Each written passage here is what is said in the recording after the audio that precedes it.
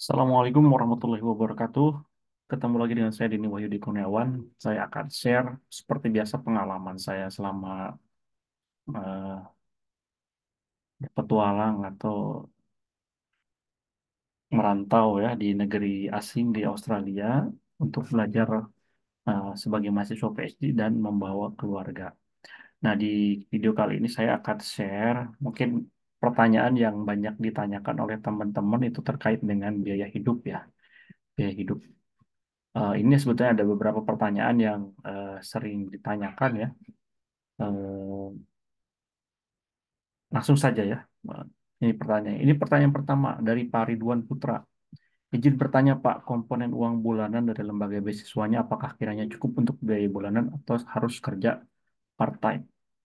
Nah, ini mungkin salah satu pertanyaan yang sangat penting ya yang ingin diketahui oleh para eh, pemburu beasiswa terutama yang ingin membawa keluarga. Apakah kira-kira uang beasiswa itu cukup untuk membawa keluarga atau tidak? Berapa biayanya yang akan diterima? Apakah harus kerja atau enggak? Kalau pertanyaan dari Pak Ridwan ini, komponen uang dari uang bulanan dari lembaga beasiswa itu biasanya bentuknya dalam bentuk lamsam ya. Lamsam itu artinya dalam bentuk satu paket, jadi tidak ada rinciannya biasanya. Disebutnya dengan eh, istilahnya stipend atau living cost. Nah, itu besarannya biasanya ada standarnya, tergantung standar yang diberlakukan di kotanya masing-masing. Biasanya ada bersifat regional, per eh, provinsi atau negara bagian atau state gitu ya. Nah, kalau saya sebutkan angkanya itu akan relatif, berapa berapanya itu tergantung kepada pertama provider beasiswa, kemudian kita ada di mana, eh, dan apa namanya, standarnya berapa gitu yang diberlakukan di situ. Nah, mungkin kalau mau saya spill sedikit sedikit saja, eh, saya dapat beasiswanya dari Griffith University. Biasanya kalau kampus saya disebut dengan RTP, saya di kampus saya disebut dengan IPRS atau apa namanya, International Postgraduate Research Scholarship gitu ya, International Postgraduate Research Scholarship. Nah itu biasanya kita dapat komponen beasiswa stipend atau living cost itu kurang lebih ancar-ancar antara 2.400 sampai 2.500 per bulan. Dan biasanya itu dibayarnya itu per 2 minggu kalau di Australia atau fortnightly. Yaitu besarannya mungkin yang LPDP atau yang BPI kayaknya nggak terlalu jauh. Pokoknya kisarannya itu antara 2.000 sampai 2.500 ya kurang lebih seperti itu. Nah mungkin yang membedakan kalau misalkan yang teman-teman yang di LPDP itu ada tambahan lagi uang tunjangan keluarga gitu ya. Tunjangan keluarga itu berbeda dari tambahan dari living cost itu sendiri, stipend itu sendiri yang besarannya mungkin nanti teman-teman di LPDP bisa komen di sini berapa gitu ya. Nah, jadi seperti itu. Nah, kemudian apakah cukup atau tidak? Apakah kita harus kerja part time? Nah, inilah the bittersweet of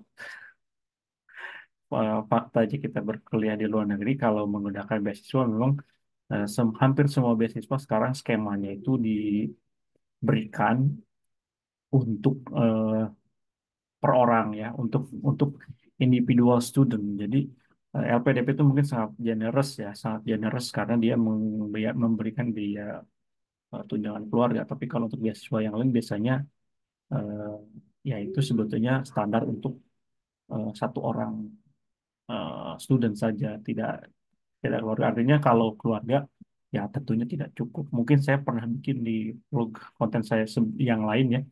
Kalau di Brisbane sendiri, misalkan untuk minimal kalau kita bawa keluarga 2 anak ya, dan kita hidup di eh, rumah yang minimal 2 bedroom, itu kita perlu 4.000 sampai 4.500 cukup untuk hidup keluarga secara sederhana dalam untuk 1 bulan. Nah, maka pertanyaan apakah kita harus part time atau tidak? Jawabannya harus gitu ya, karena memang Kalau kita hanya mengandalkan dari beasiswa, uang itu tidak akan cukup.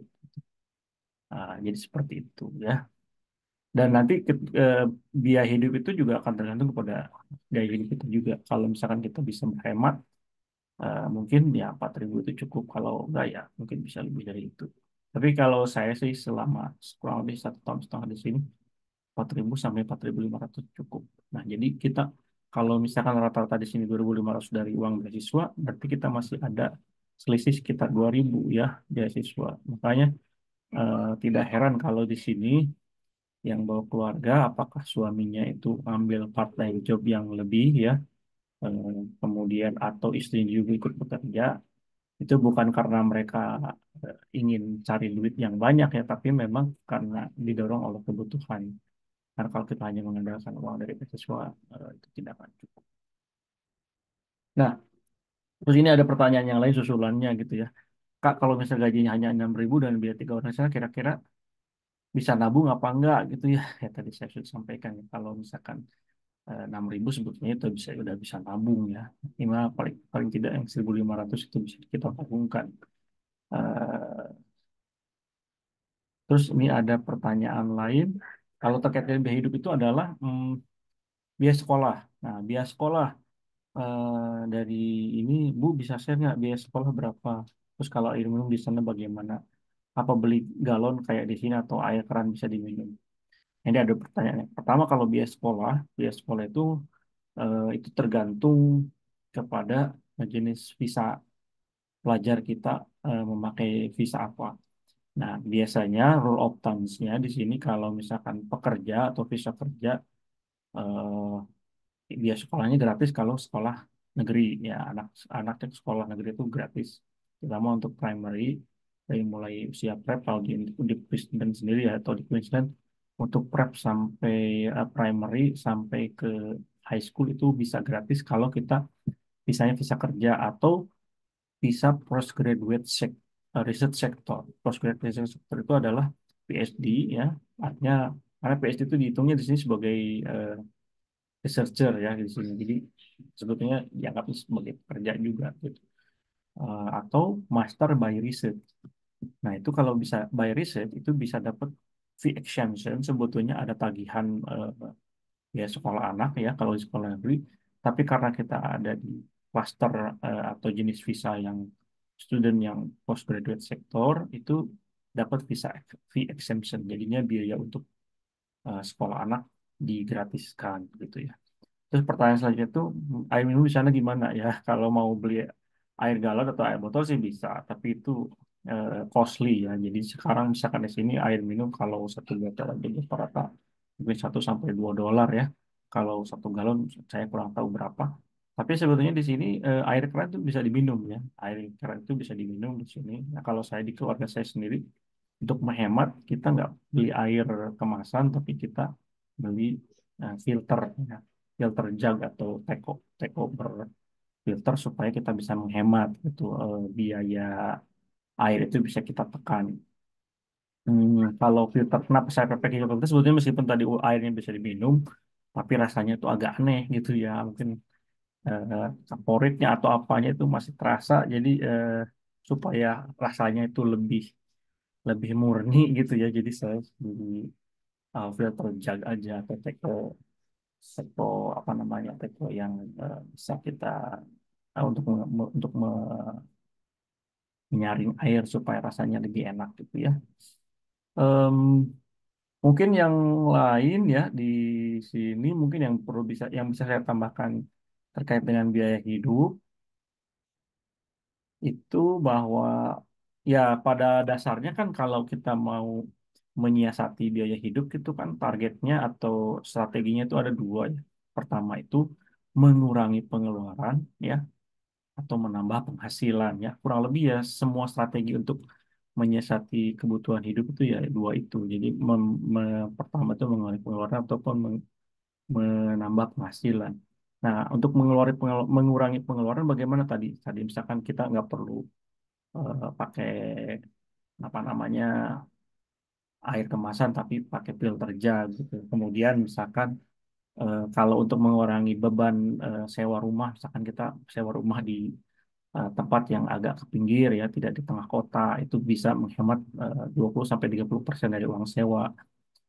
Kemudian juga eh, namanya kalau di musim dingin gitu ya, investasi di baju penghangat, baju hangat, baju ketat. Karena kalau saya pengalaman dalam 1 tahun kemarin waktu musim dingin saya pakai heater gitu, pemanas ruangan itu lonjakan tagihan listrik itu bisa sampai 2 kali lipat. Yang biasanya saya cuma bayar 1 bulan itu sekitar 200-300.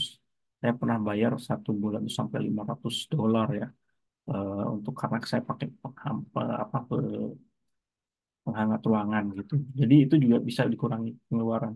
Atau misalkan kalau yang lain ada teman-teman yang menyarankan, misalkan di air di sini kan biasanya pakai heater ya. Jadi di setiap rumah di Australia itu biasanya ada mesin penghangat. Jadi di keran itu bisa keluar air dingin ataupun air hangat.